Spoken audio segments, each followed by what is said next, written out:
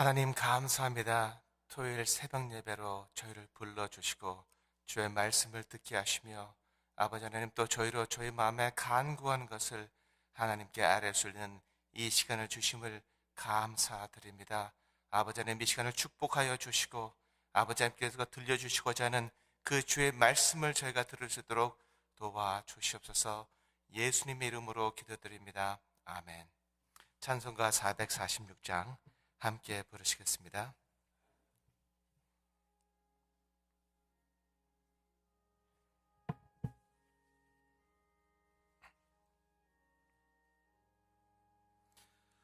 주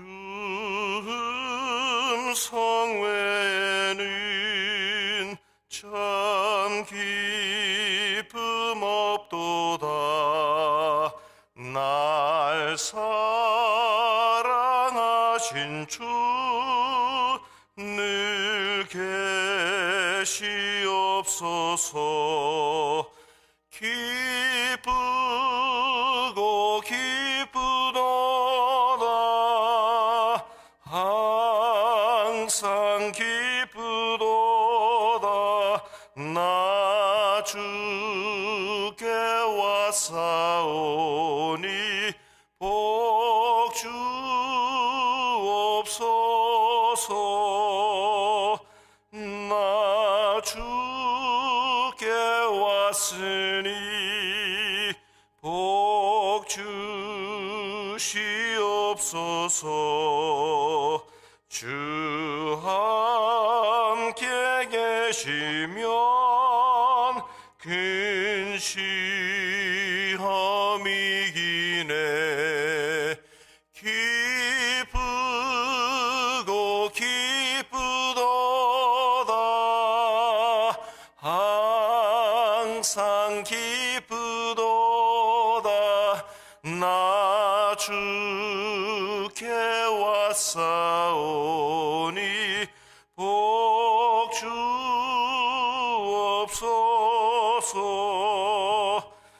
주 떠나가시면 내 생명 헛되네. 기쁘나 슬플 때 늘 계시옵소서. 기쁘고 기쁘도다.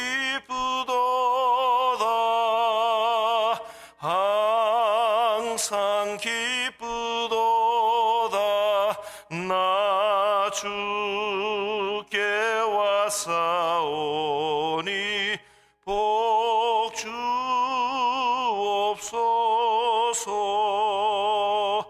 그 귀한 언약을 다 이루어 주시고 주 명령 따를 때 늘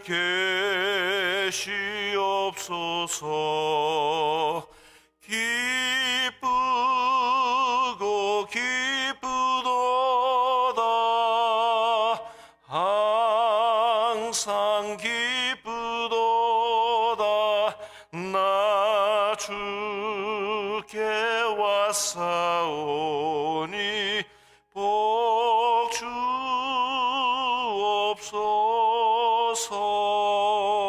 주옵소서. 아멘. 맨. 오늘 본문 말씀은 열왕기상 19장입니다. 열왕기상 19장 11절에서 13절까지입니다. 함께 봉독하시면 감사하겠습니다. 19장 열왕기상 19장 11절에서 13절.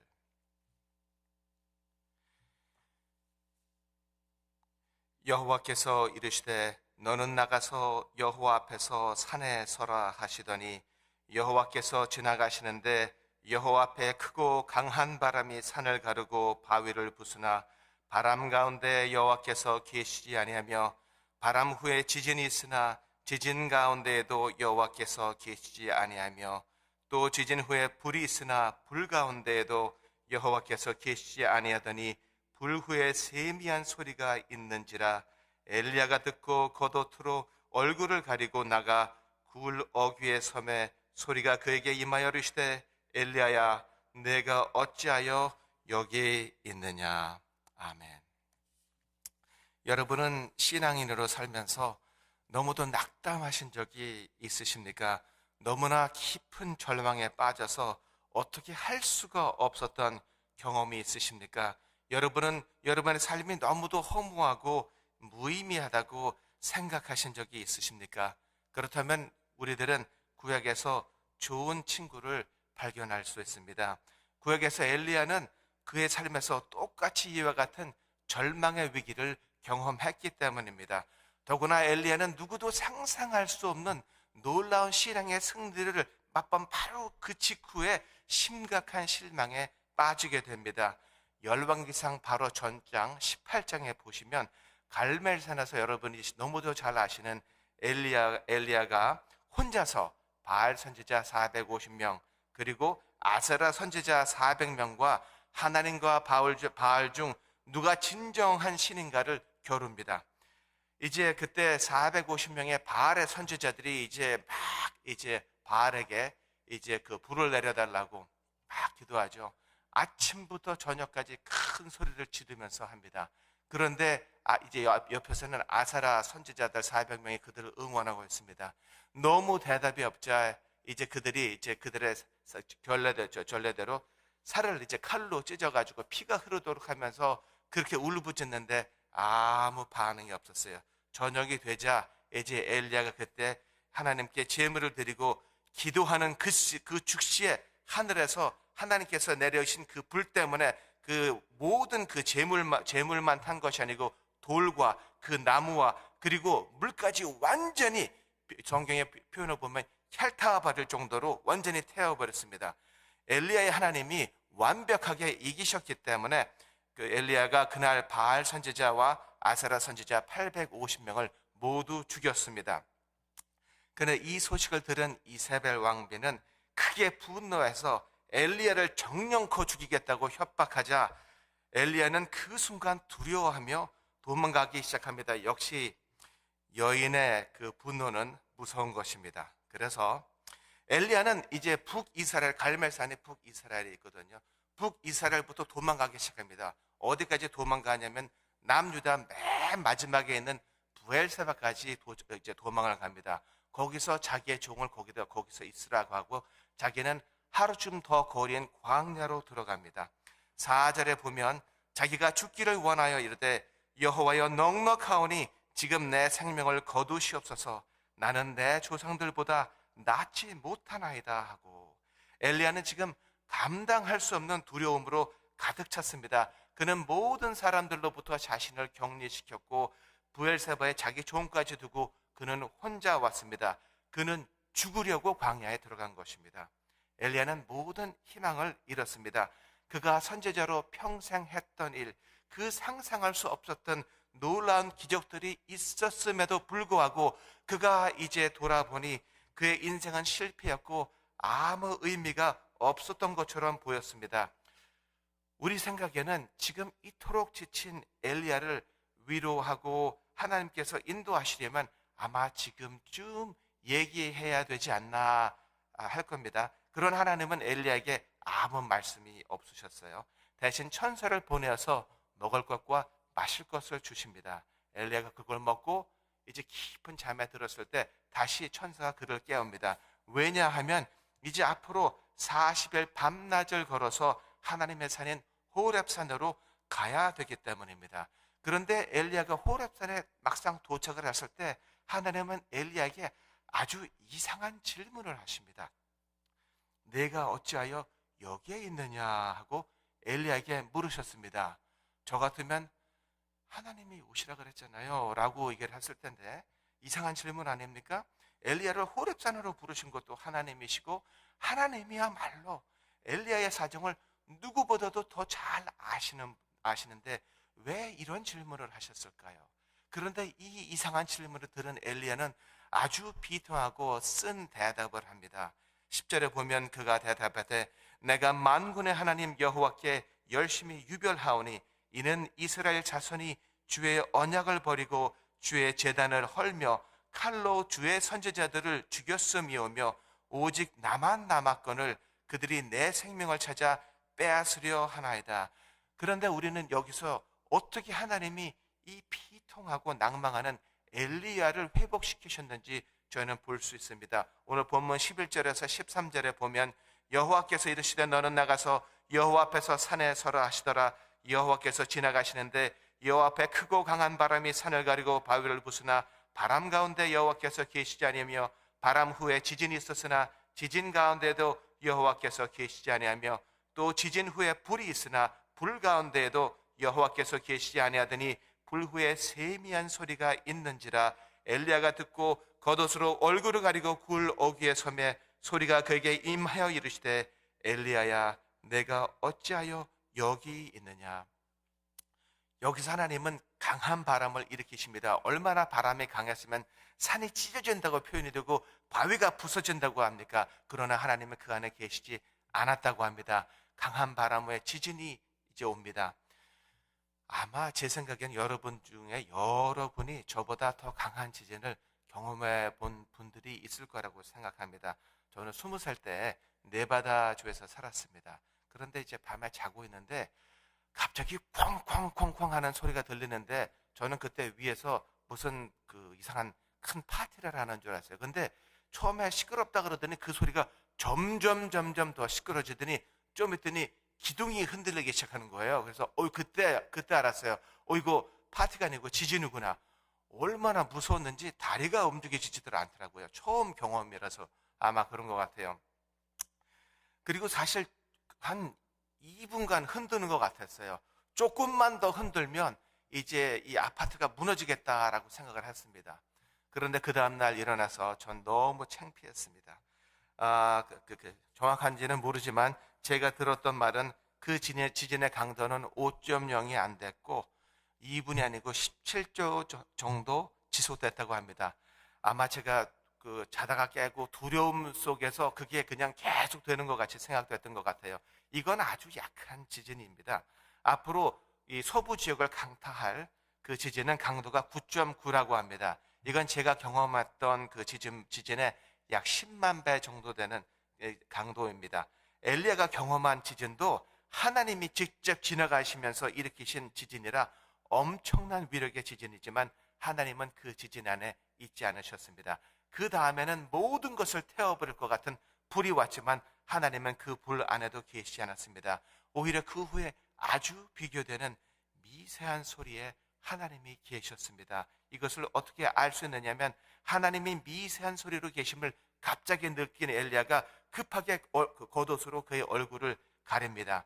그런데 하나님의 목소리는 언제나 미세한 것은 아닙니다. 에스겔서 43장 그리고 요한계시록 여러 장에 하나님의 목소리는 많은 물소리 같다고 했고 요한복음 12장, 요한계시록 14장에는 큰 우레소리 같다고 했고 히브리서에는 큰 나팔소리 같다고 했습니다. 그러나 여기서는 아주 미세한 음성이었습니다. 엘리야는 지금 두려움과 피곤에 지쳐 있었고 낙심하여 아무 희망이 없었습니다. 하나님은 그러한 엘리야에게 무서운 자연의 힘으로 그와 대화하고 싶어 하지 않으셨습니다. 오히려 그를 잔잔하고 미세한 목소리로 위로해 주고 싶어 하셨습니다. 하나님은 그를 위로하시면서 아직도 하나님이 그와 함께 계시며 하나님의 그를 버리지 않으신 것을 알게 해 주셨습니다. 하나님은 엘리야에게 아직도 너는 나에게 소중한 선지자이며 그리고 나를 위해서 내가 할 일이 아주 많다고 얘기해 주셨습니다. 하나님의 잔잔한 목소리는 또 엘리야가 잘못 생각하는 것을 고쳐 주셨습니다. 엘리야는 계속 불평하기를 모든 선지자들이 죽임을 당해서 오직 자기 혼자만 남았다고 얘기했습니다. 그러나 하나님은 엘리야에게 바알에게 무릎 꿇지 않은 7천 명의 사람이 남아 있다고 알려주셨습니다. 여기서 7천 명이란 것은 숫자적으로 7천 명이 될 수도 있지만 그러나 히브리 말에 1,000명이라는 숫자는 1,000명보다 훨씬 더 많은 수를 상징하고 여러분들이 잘 아시다시피 7이라는 숫자는 완전한 숫자이기 때문에 아직도 아주 많은 이스라엘 사람들이 하나님만을 신뢰하고 있다는 그 뜻일 수도 있습니다. 예수님도 이와 같이 부활하신 후에 베드로를 만나셨을 때 큰 소리로 그를 꾸짖지 않으셨습니다. 오히려 부드러운 사랑의 음성으로 베드로를 회복시켜 주셨습니다. 예수님은 베드로가 가진 잘못된 생각, 즉 나는 예수님을 3번이나 배반한 사람이기 때문에 나는 절대로 하나님께 쓰임을 받을 수 없는 사람이다라고 하는 그 잘못된 생각을 고쳐주시기 위하여 시몬아 내가 나를 사랑하느냐 이렇게 물으신 다음에 너는 내 양을 먹이라고 3번 말씀해 주셔서 베드로를 완전히 회복시켜 주셨으며 그가 앞으로 해야 할 사역의 목표까지 알려주셨습니다. 그런데 여기서 하나님은 엘리에게 2번째 똑같은 질문을 하십니다. 너는 어찌하여 여기에 있느냐라고 다시 물으십니다. 하나님의 질문은 엘리야로 하여금 그의 삶에서 가장 궁극적인 목적이 무엇인지를 엘리야로 하여금 다시 한번 깨닫게 하기 위해서 그런 질문을 하신 겁니다. 여기서 엘리야는 그 놀라우신 하나님의 기적들을 계속 보고도 조금도 변하지 않던 북이스라엘의 아합 왕, 그리고 특히 자기를 죽이겠다고 아직도 이를 갈고 있는 이세벨 왕비, 그리고 이스라엘의 사람들이 주의 언약을 버리고 하나님의 제단을 헐며 칼로 주의 선지자를 죽였음을 생각하며 아직도 그는 낙담하고 있었습니다. 여러분은 혹시 지금 주위의 환경을 바라보면서 여러분의 아픔과 좌절감과 허탈함 때문에 아무 희망이 없으십니까? 여러분은 엘리야처럼 도망가고 싶거나 인생이 너무 힘들어 도무지 어찌해야 할지 모르겠는 상황에 있으십니까? 미국 현대 역사에도 그 엘리야 같이 모든 희망을 잃었던 젊은 침례교회 목사님 한 분이 계셨습니다. 그는 흑인 인권 운동을 시작했을 때 처음에는 10통에서 20통 정도의 불평의 전화가 왔는데 이제는 하루에도 30번에서 40번씩 살해 협박 전화로 바뀌었습니다. 어느 날 긴 하루가 지나고 그가 집에 왔을 때 늦은 밤에 또 다시 전화가 왔습니다. 죽고 싶지 않으면 지금 이 먼가마리 도시를 당장 떠나라는 전화 내용이었습니다. 이 젊은 목사님은 마틴 루터 킹 목사님이었고 그는 순간 그 전에 듣던 살해 협박 전화와는 달리 그에게 갑작스럽게 감당할 수 없는 두려움이 생기기 시작했습니다. 전화를 끊고 키친에 가서 떨리는 손으로 커피를 만들고 그리고 그는 의자에 앉았습니다. 그는 말하기를 나는 이제 완전히 포기하고 싶었다. 내 앞에 있는 커피를 마시지도 않은 채 나는 어떻게 내가 비굴한 사람으로 보이지 않으면서 내가 하는 일을 그만둘 수 있을까 생각했다. 온몸이 지친 상태에서 나의 모든 용기가 없어졌을 때 나는 나의 사정을 하나님께 알려드리기로 했다. 내 머리를 2 손으로 감싸고 몸을 앞으로 숙이고 소리질러 기도하기 시작했다. 내가 그때 하나님께 드린 기도는 지금도 나의 기억에 생생하게 남아있다. 하나님, 나는 내가 옳다고 믿는 신념을 지키려고 했습니다. 하지만 지금은 두렵습니다. 군중들은 저에게 리더십을 찾고 있는데 제가 힘과 용기가 없이 그들 앞에 서면 그들은 반드시 흔들릴 것입니다. 나는 내 능력의 한계에 다다랐습니다. 나는 이제 아무것도 남지 않았습니다. 나 혼자서는 더 어찌할 수 없는 지경에 이르렀습니다. 그 순간 나는 그전과는 전혀 다른 놀라운 하나님의 존재를 경험했다. 마치 그때 하나님이 미세한 목소리로 내게 너는 정의를 위해 일어서라, 진리를 위해 일어서라. 그러면 하나님은 영원히 내 옆에 계실 것이다 라고 말씀하시는 것 같았다. 그 순간 거의 즉시 나의 두려움이 사라지기 시작했다. 나의 불확실했던 모든 것이 다 사라졌다. 나는 무엇이든 지금 만날 준비가 되어 있었다. 3일 후에 그의 집은 폭탄으로 파괴되었고 그의 가족들은 기적적으로 간신히 피할 수 있었습니다. 마틴 루터 킹은 나중에 말하기를 나는 그 폭탄의 소식을 잠잠히 들을 수 있었다. 그 며칠 전에 있었던 하나님을 만난 경험 때문에 나는 용기를 얻을 수 있었다. 킹 목사님의 집이 폭탄으로 파괴되자 얼마 있지 않아서 화가 잔뜩 난 많은 군중들이 그 앞에서 지금부터 격렬한 시위를 시작하려고 모였습니다. 그때 킹 목사님이 그들에게 이렇게 말씀하셨습니다. 나는 여러분이 우리의 원수를 사랑하기를 원합니다. 그들을 축복하고 사랑하며 여러분이 그들을 사랑함을 보여주어야 합니다 라고 그들을 설득했습니다. 킹 목사님은 하나님의 미세한 음성을 들었기 때문에 그렇게 하실 수 있었습니다. 하나님은 왜 엘리야와 킹 목사님께 절망의 걸림돌을 주셨을까요? 그것은 그들이 그 순간 절망의 걸림돌을 경험하지 않았다면 자신들의 힘으로 할 수 있다는 잘못된 생각을 그들은 도저히 절대로 버릴 수 없었기 때문입니다. 엘리야는 엄청난 성공 후에 그 절망의 걸림돌에 넘어졌고, 마틴 루터 킹 목사님은 계속된 실패 끝에 마침내 절망의 걸림돌에 넘어졌습니다. 그리고 엘리야와 마틴 루터 킹 목사님은 모든 희망을 잃고 무서운 두려움에 빠졌을 때 자신들에게는 아무런 능력도 힘도 없었음을 깨달았고, 오로지 능력과 힘은 우리에게 있는 것이 아니고 하나님께만 계신 것을 다시 한번 깨닫고 하나님만을 바라볼 수 있었다는 것입니다. 하나님의 음성을 듣는 킹 목사님은 인종차별의 그 무서운 증오심을 그리스도의 사랑으로 감싸주기 시작했습니다. 하나님의 미세한 음성으로 하나님의 사랑을 다시 절실하게 체험한 엘리야는 그의 마지막 사명을 잘 끝마칠 수 있었고, 어떤 왕이나 어떤 선지자도 받지 못한 죽음을 경험하지 않고 하늘로 승천되는 영광을 하나님께 얻었습니다. 우리도 인생에 한 번쯤은 하나님이 주시는 절망의 걸림돌이 필요합니다. 이것은 우리를 위한 진정한 축복입니다. 왜냐하면 진정한 축복은 하나님 자신 그분뿐이시기 때문입니다. 가장 중요한 것은 우리 주위에 무슨 일이 일어나고 있으며 과거에 어떤 일이 일어났던 것이 중요한 것이 아니고, 우리가 그 절망의 걸림돌에 넘어졌을 때 우리는 반드시 하나님의 미세한 음성을 들어야 한다는 것입니다. 그리고 정말 감사한 것은 이 미세한 하나님의 음성은 절망에 빠진 사람만이 들을 수 있는 게 아니라는 것입니다. 우리가 매일매일 말씀을 읽고 묵상할 때, 그리고 기도할 때 우리도 하나님의 음성을 들을 수 있습니다.